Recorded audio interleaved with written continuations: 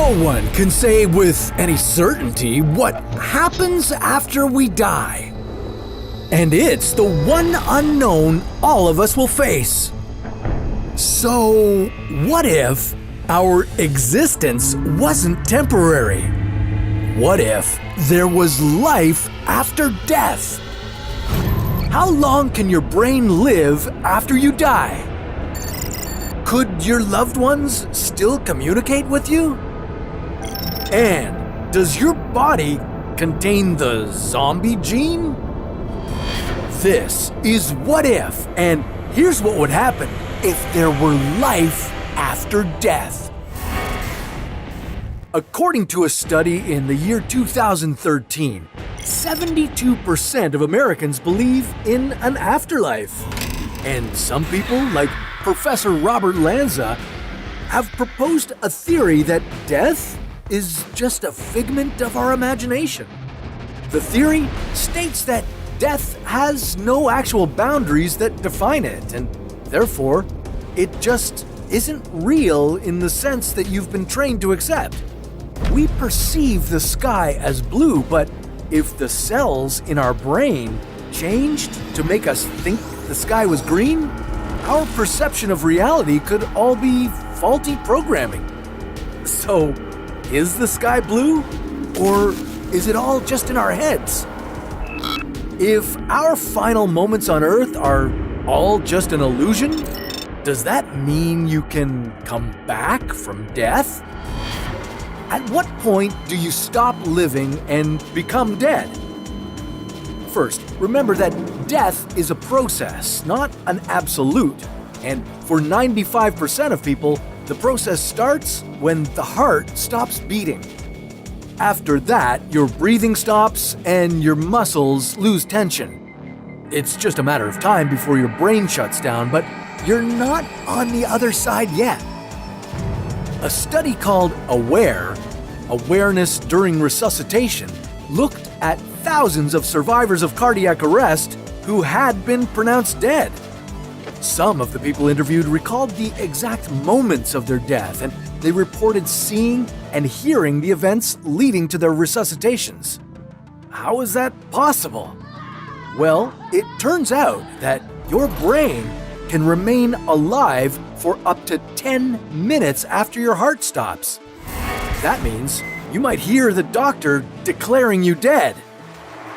9% of people who had a near-death experience described floating above their body, tethered by an invisible string. While you might hear everything going on, your body would remain dead without oxygen or blood pumping to your organs. But what would be going on inside you? Well, while rigor mortis sets in and your muscles begin to stiffen, other cells would just be getting to work. Over the next 12 hours, your body would start to shut down fully. And during this time, some genes stimulate inflammatory cells called glial cells to clean the inside of your brain. These cells would continue to expand and thrive while your body grows colder and your other systems shut down. These zombie genes would grow arm-like appendages and develop while the genes in your brain disintegrate. But once you're dead, would your loved ones ever be able to communicate with you again? Before the development of infrared photography, seances were common among family and friends who wanted to speak to their dead loved ones. Now, we have the technology to prove a fake spiritual encounter, but since we don't have definitive proof of life after death, it's understandable that many people find peace in the thought of talking to their dearly departed. But what if we did have proof of what happens after death?